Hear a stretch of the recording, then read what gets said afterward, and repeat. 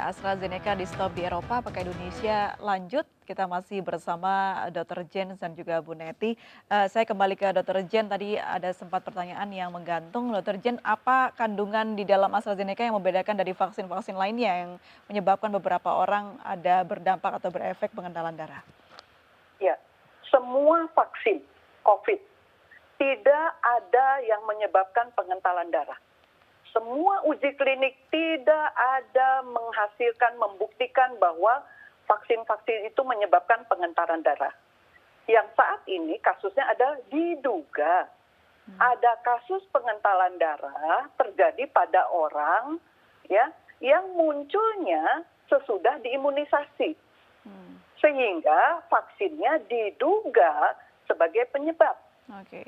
Nah, ini yang harus dibuktikan. Jadi semua negara harus membuat keputusan berdasarkan bukti, bukan dugaan. Masyarakat Indonesia sudah pintar. Berarti bukan menolak, tapi di hold dulu begitu ya? Ditahan dulu untuk Itu yang didistribusikan. dikatakan oleh WHO salah menghold. Kalau tidak pandemi boleh hold. Ini pandemi. Dengan hold artinya virus masuk. Tapi kalau ada dugaan Dan kita seperti itu tahu. bukannya berbahaya, Dr. Jane? Loh, vaksinnya saat ini tidak berbahaya. Oke. Yang berbahaya virusnya. Oke. Tapi Itu efek yang virus ditimbulkannya sudah itu pasti. ya, Dr. Jane? Virus sudah pasti berbahaya. Vaksin tidak pasti berbahaya. Baru dicurigai. Baik. Kalau misalnya vaksin lain contohlah Sinovac begitu, apalagi sudah divaksinasi ke masyarakat Indonesia yang kebanyakan tadi menurut data yang disampaikan oleh Dr. Jen, kebanyakan mengalami diabetes dan beberapa penyakit lain. Kurang lebihnya selama ini kita tidak menemukan ada pengentalan darah yang diakibatkan vaksin Sinovac begitu.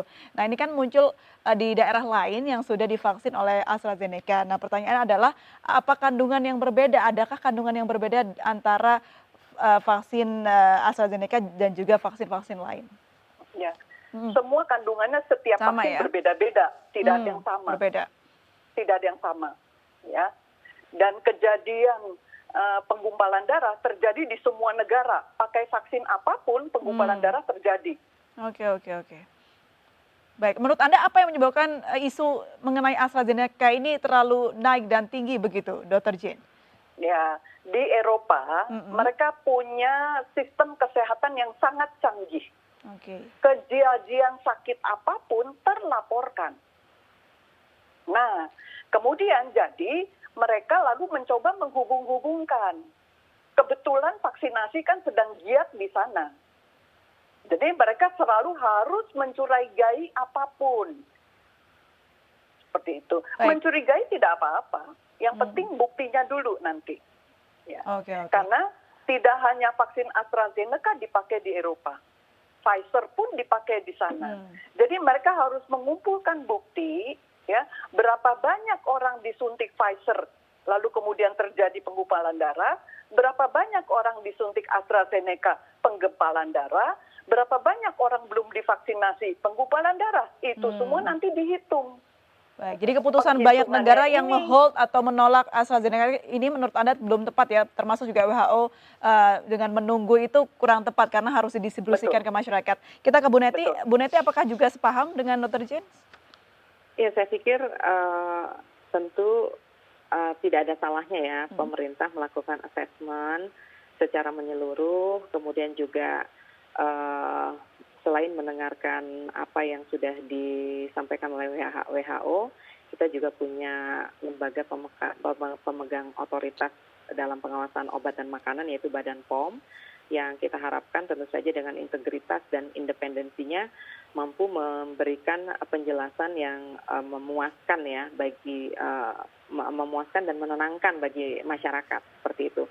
Karena bagaimanapun ketika kita bicara pandemi, ya yang harus kita lindungi adalah nyawa dan keselamatan seluruh rakyat Indonesia, Mbak April. Jadi nggak ada salahnya kalau kemudian Kemenkes bukan kemudian menghentikan program vaksinasi ya menurut saya, tapi tidak ada salahnya untuk melakukan assessment sehingga betul-betul dipastikan tadi ya vaksin yang sudah lebih dulu masuk yaitu Sinovac dan yang kemudian bahan vaksin yang sudah diolah oleh PT Bio Farma bisa disalurkan terlebih dahulu karena AstraZeneca ini kan kalau nggak salah baru masuk 1,1 juta ya. Sementara target vaksinasi juga belum mencapai 1 juta kan setiap hari. Artinya vaksin Sinovac ini masih banyak. Jadi masih ada waktu bagi kita untuk melakukan assessment dan memastikan bahwa AstraZeneca ini memang betul-betul aman begitu ya. Nah, Di ini assessment juga perlu dilakukan ya Bu Neti ya untuk keamanan dan kenyamanan bersama begitu. Iya, saya pikir penting. Kenapa? Karena kan kalau kita bandingkan dengan Sinovac itu kan sempat ya dilakukan uji klinik ketiganya di Bandung ya. Jadi artinya kita juga punya data dari uji klinis tersebut. Tapi kalau AstraZeneca kan kita memang hanya menerima ininya ya, penjelasannya saja, seperti itu. Sementara uji klinik 1, 2, 3-nya kan nggak dilakukan di Indonesia. Jadi wajar lah kalau kemudian atas nama keselamatan rakyat Indonesia, pemerintah perlu memastikan seperti itu. Ya. Baik, Dr. Jens, butuh waktu berapa lama kalau AstraZeneca juga dilakukan sama seperti Sinovac?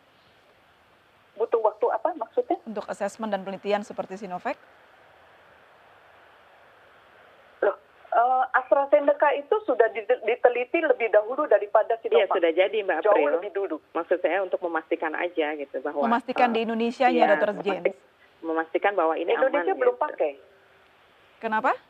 Indonesia kan belum pakai AstraZeneca. Ya kan Sinovac kan sebelum didistribusikan ke masyarakat Indonesia sebelumnya juga diuji klinis di Bandung itu kan Dr. Jens. Apakah AstraZeneca? Iya betul. Nah yang ditanyakan oleh Dr. Neti ini diusahakan apakah tidak alangkah baiknya nanti AstraZeneca ini juga dilakukan hal yang sama dengan Sinovac begitu?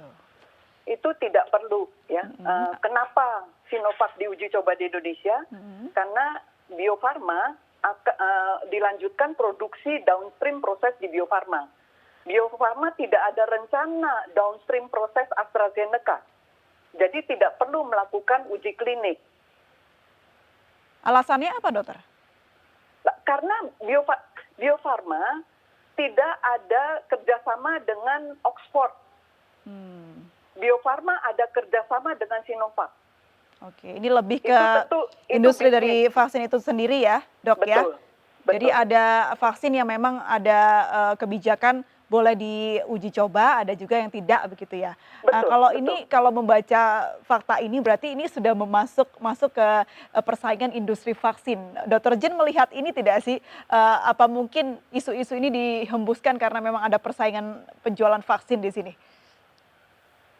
Saya kurang tahu itu karena selain AstraZeneca nanti ada Pfizer masuk, ada Sinovac masuk, ada Novavax masuk. Masa kita disuruh uji coba semua vaksin? Itu kan aneh sekali.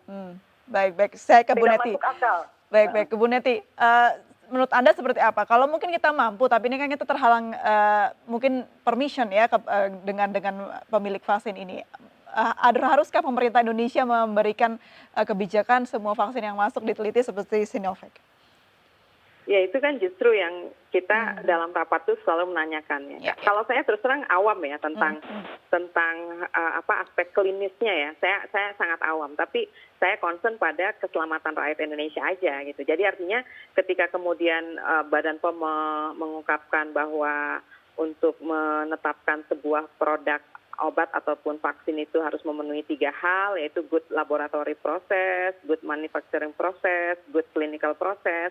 Baru kemudian dipelajari, direview uji kliniknya. Kalau Sinovac memang sempat dilakukan uji klinik, kalau yang lain kan enggak. Jadi kalau yang lain produk jadi ya, finish produknya yang kita beli gitu. Nah berarti kan kita harus berhati-hati untuk mereview ya uji klinis yang tidak dilakukan di Indonesia, tapi vaksinnya dibeli ya oleh Indonesia. Nah saya pikir itu yang kemudian harus dipelajari, dicermati secara sungguh-sungguh oleh pemerintah, baik Kemenkes dan Badan POM. Kenapa? Karena ini kan rantai pembelian vaksin ini ada di dua ranah, Mbak April ya. Jadi untuk diplomasinya kita mendapatkan produknya itu kan memang kita dibantu Kementerian Luar Negeri dan agreement-nya oleh Kementerian BUMN ya. Kalau Kemenkes kalau dalam Perpres yang terbaru itu memang hanya menyetujui vaksin apa yang akan dibeli. Sementara proses pembeliannya, pembuatan agreement-nya itu bukan di Kemenkes. Ada di Kementerian Luar Negeri dengan Kementerian BUMN yang menunjuk PT Bio Farma sebagai holding ya, sebagai BUMN ya yang melakukan agreement begitu. Nah ini yang menurut saya tadi Kenapa dokter Jen nggak bisa jawab? Jadi yang namanya orang jual vaksin ya kan kita nggak tahu yang ini bagus. Semua orang bilang nomor 1 kan gitu. Benar. Nah tinggal bagaimana kita sebagai pembeli betul-betul teliti dan kemudian mendasarkan ketelitian itu untuk menyelamatkan nyawa rakyat yang sekarang sedang menghadapi pandemi. Baik, terakhir sedikit saja sebelum kita berakhir, Dr. Jen, ini kan ada isu juga yang mengatakan bahwa AstraZeneca kadaluarsanya selesai 21 Mei atau sekitar bulan Mei 2021. Apakah betul? Kalau ini betul, ini kan masih panjang sekali ini proses vaksinasinya, dan tadi kalau first in first out berarti kan bisa kita nggak sempat untuk mendistribusikan AstraZeneca. Silakan Dr. Jen. Bukan. Vaksin itu ya untuk COVID itu ditentukan oleh WHO masa daluarsanya itu 6 bulan sejak diproduksi. Ya, AstraZeneca itu baru datang. Ya, tidak mungkin bulan Mei itu expired. Yang expired itu Sinovac batch kedua. 1,8 juta dosis yang sudah habis. Jauh sebelum expired sudah habis. Jadi berarti ini salah. dipastikan hoax ya, Dr. Jen? Informasi bahwa AstraZeneca expired bulan Mei itu salah. Oke. Yang expired bulan Mei itu Sinovac batch kedua. Baik. Yang untuk tenaga kesehatan yang sudah habis. Dan sudah habis. Baik. Ya. Ini semoga ini menjadi informasi juga bagi masyarakat dan juga pemirsa Indonesia Bicara yang menyaksikan kita. Terima kasih banyak Bu Neti, terima kasih banyak Dr. Jen. Ya, informasinya serta wawasan yang kita dapat luar biasa sekali. Semoga kita semua sehat selalu. Selamat malam, Dr. Neti, Dr. Jen dan juga Bu Neti. Selamat malam, Assalamualaikum warahmatullahi wabarakatuh. Demikianlah Indonesia Bicara pada malam hari ini. Mewakili seluruh kerabat kerja yang bertugas, saya Aplia Putri undur diri. Sampai jumpa.